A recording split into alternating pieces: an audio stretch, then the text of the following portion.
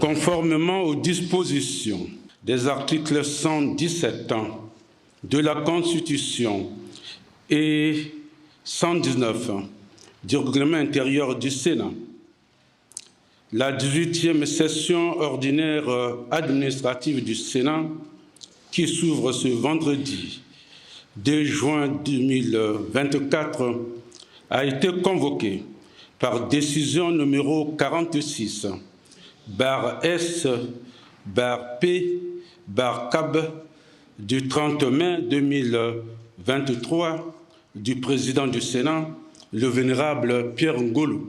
J'invite très respectueusement le vénérable président du Sénat à bien vouloir prendre la parole pour son discours d'ouverture.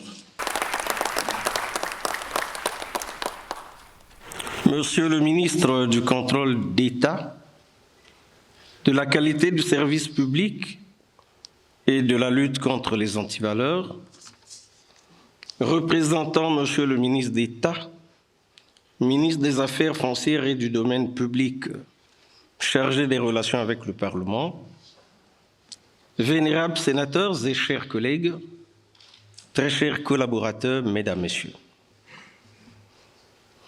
D'un pas sûr, avec un enthousiasme et une détermination jamais entamée, nous poursuivons notre marche enclenchée il y a bientôt 6 ans.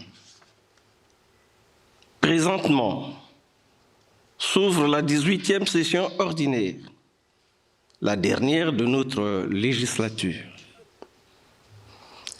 Cette position confère à nos assises une portée historique singulière. En plus, nos assises interviennent dans un environnement mondial particulier, bien trouble, où la conjonction des phénomènes sociaux et naturels amplifie les incertitudes sur l'assurance de la vie.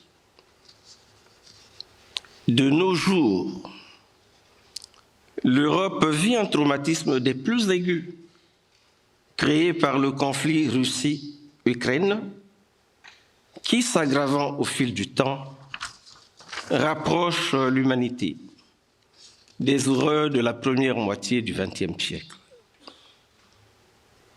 Il est à espérer que la mission africaine pour la paix, constituée de 6 pays, l'Afrique du Sud, le Congo, l'Égypte, l'Ouganda, le Sénégal et la Zambie, puise dans le tréfonds de la sagesse africaine la force qui fasse entendre raison à tous. Dans cette mission délicate, les présidents Cyril Ramaphosa d'Afrique du Sud, Denis Sassou Nguesso du Congo, Abdel Fattah al-Sisi d'Égypte, Macky Sall du Sénégal, Yoweri Museveni d'Ouganda et Hakainde Hichilema de Zambie, nominés de fait ambassadeurs africains pour la paix, messagers assermentés pour partager au monde notre désir profond de paix, ont tout le soutien du Sénat congolais, comme il devrait le mériter de tous les Africains. En Afrique, le conflit au Soudan éloigne au jour le jour la perspective d'un retour de ce grand pays à l'ordre constitutionnel, pendant que face aux atrocités de tout genre, les populations sont contraintes à l'errance, à l'exil. Parallèlement, les terroristes n'arrêtent d'imposer des sévices lourds de conséquences fâcheuses au Mali, au Burkina Faso, au Niger, au Nigeria. La liste est loin d'être exhaustive. Comment faire impasse sur les inondations et glissements de terrain qui, causant des centaines de privations de vie au Rwanda et en République démocratique du Congo, par exemple, met en évidence la nécessité d'une efficace stratégie de protection de l'environnement. Dans un univers aussi mouvementé, où le lendemain est difficilement envisageable avec certitude, tous les forats sont des instants de haute responsabilité à gérer avec tout le sérieux. Par conséquent, notre session, l'ultime ordinaire d'un mandat aussi riche qu'animé, est d'un enjeu rarissime. Par la qualité de nos délibérations, ainsi que par l'audace de nos visions, rendons-lui toute la dimension qu'elle recouvre. Vénérables sénateurs et chers collègues, très chers collaborateurs, nous avons à nous mettre véritablement à la tâche afin toujours de marquer la conscience citoyenne par l'action, par l'exemple.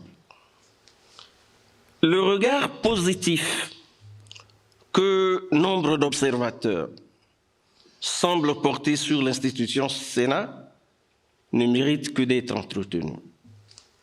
Alors, en nous abstenant de toute inclination à l'autosatisfaction, nous devons, jusqu'au bout, nous employer à rechercher l'efficacité.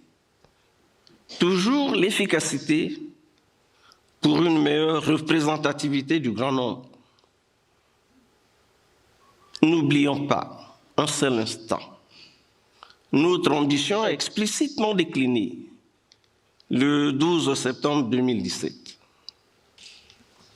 Ce jour-là, face à la nation et devant le monde, nous prenions l'engagement de nous investir totalement à élever de manière significative le niveau contributif de la Chambre haute dans l'œuvre de construction de la démocratie au Congo. Sans embâche, nous clamions notre détermination à peser véritablement pour la promotion de la bonne gouvernance, de même que nous prêtions le serment d'être une force de stabilisation qui déploierait une bonne partie de son énergie dans l'apaisement du climat social. Restons toujours sur cette ligne si nous tenons à ne pas aliéner la confiance du souverain. Monsieur le ministre, vénérables sénateurs et chers collègues, très chers collaborateurs,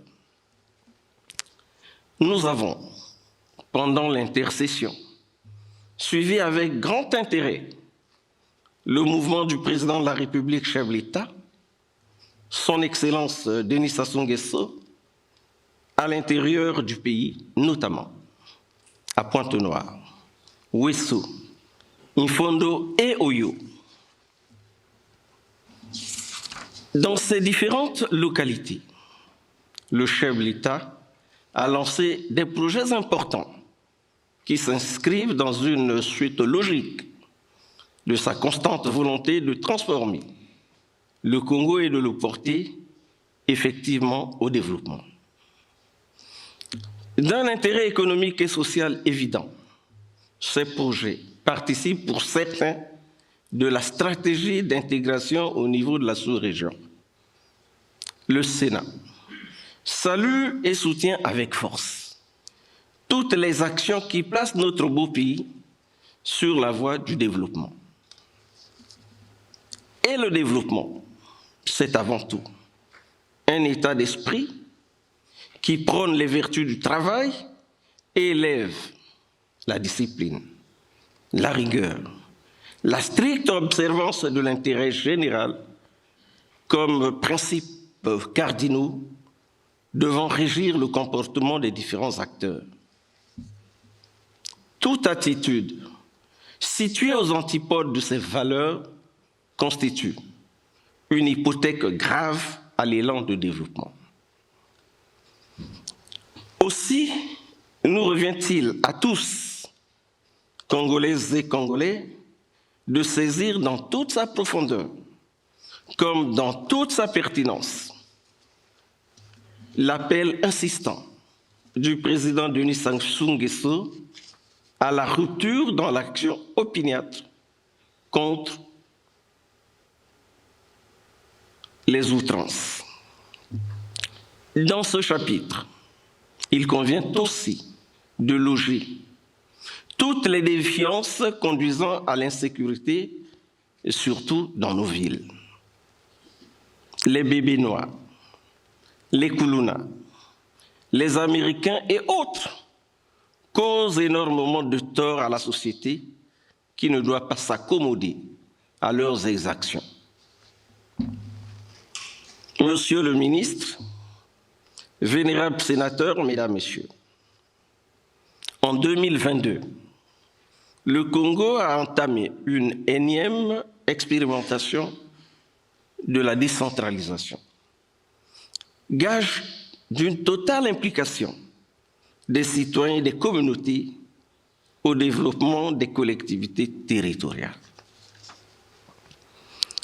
Comme nous nous y sommes engagés depuis le début de notre législature, nous devons conclure notre passage par une contribution visant à déminer la route de la décentralisation.